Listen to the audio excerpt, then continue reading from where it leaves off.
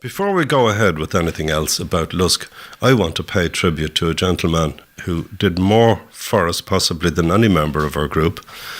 He was a totally gifted man in poetry, in words, in painting. He was an artist.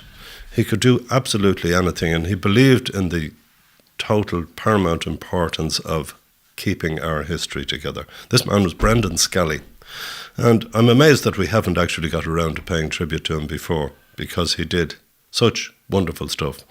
And leading on from that, he brought down to us pictures that were commissioned by the University College Dublin regarding Lusk's vernacular architecture from quite some time back. This is the first one, the first example of the thatched cottage in Lusk, and it is typical of Lusk. This was Matt McCann's house on the Barrack Lane. The house is still there, but the roof is totally changed. And this one here, this is on the Church Road, this particular one. This is Tom McCann's of the Church Road. Again, they must have looked wonderful in their time with their thatched roofs and the whitewashed walls. Jerry's Corner is there. This one, again, has been changed around. It's tiled at this stage. But still, I don't know how long these houses go back, when they were originally built.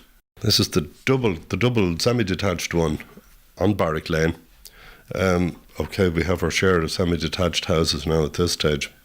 A lot of people who were reared under thatched roofs said they looked great to look at, but it wasn't that easy to live under them when you notice the bits of worn out thatch dropping into your bowl of porridge in the morning.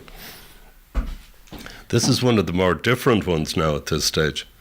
This is Mrs. Condon's shop. Mrs. Condon's shop. The Station Road. No trace remains of this one, so far as I know, unfortunately.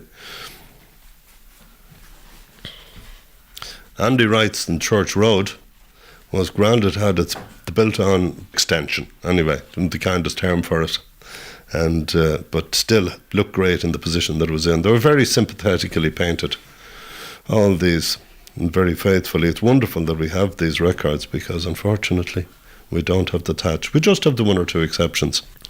Johnny Patterson's house in the Barrack Lane as well was it looks very well situated here. It's very, very close to the road though, as it is, and somebody might easily take the corner out of it, though I think I see a big strong iron bar there to protect it.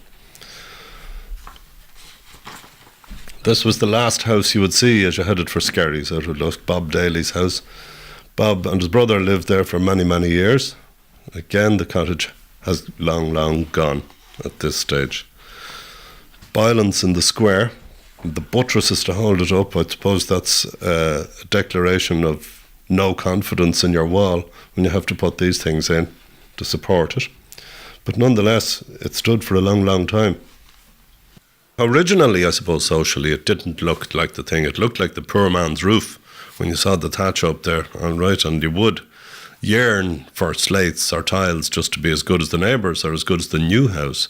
Now it has turned on its head. Anyone who's left with an original thatched house is right up there, and a lot of new designs are out there, and they're stipulating thatched roofs. There's a pub just up the road, the Man of War, still under its thatched roof, and it is of the soil and it's of the country that the house stands in, to see that those thatched houses, long may they last, and long may grow the reeds and the straw that'll do it.